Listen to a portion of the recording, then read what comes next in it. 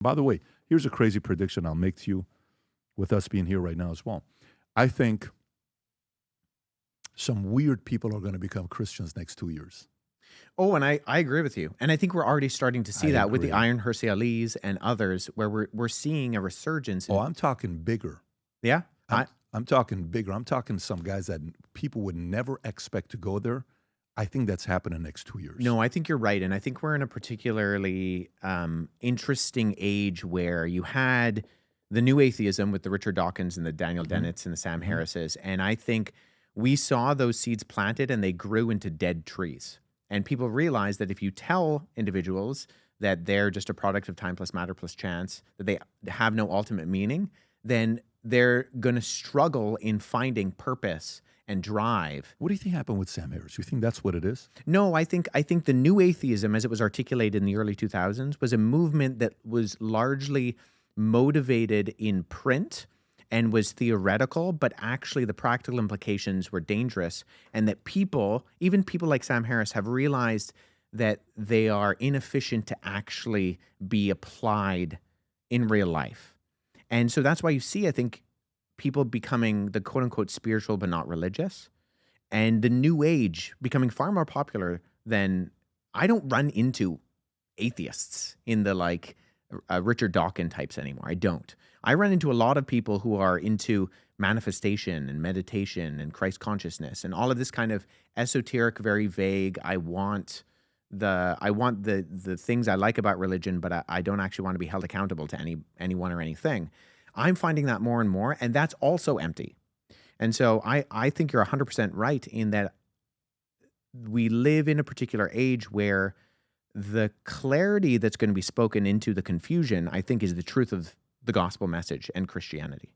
Because ultimately, in what you were saying before, when you're looking at this meta-analysis in terms of, okay, well, where are the leaks?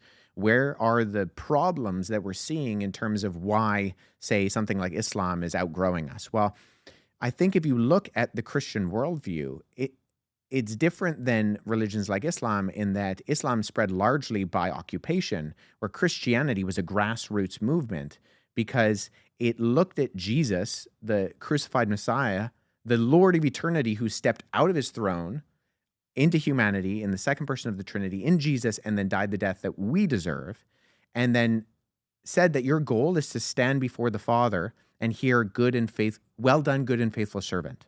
Faithful.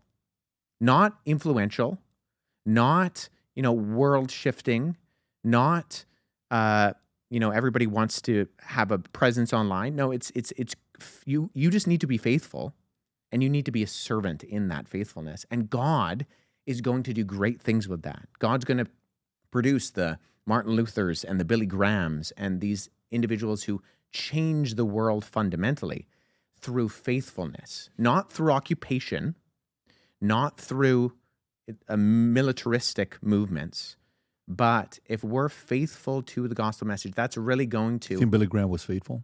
Oh, Billy Graham is definitely faithful. Yeah. When we see these people, and I have slight disagreements with some of the things that Billy Graham believed, but ultimately you see a testimony of someone. Like what? Specifics? Is it like... No. Theological, more... very minor theological issues, I think.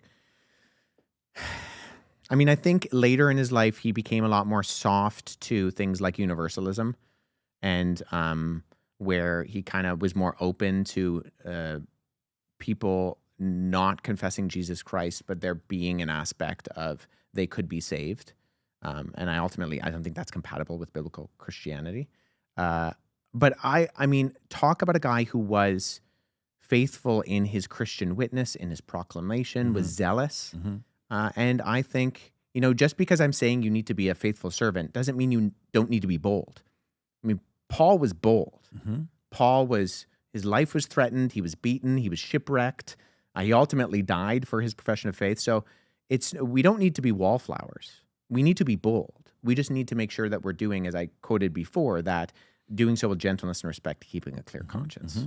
Yeah. Nowadays, more than ever, the brand you wear reflects and represents who you are. So for us, if you wear a Future Looks Bright hat or a Valuetainment gear, you're telling the world, I'm optimistic. I'm excited about what's going to be happening, but you're a free thinker. You question things. You like debate. And by the way, last year, 120,000 people got a piece of Future Looks Bright gear with Valuetainment. We have so many new things. The cufflinks are here. New Future Looks Bright. This is my favorite, the green one. Just yesterday, somebody placed an order for 100 of these. If you watch the PBD podcast, you got a bunch to choose from. White ones, black ones.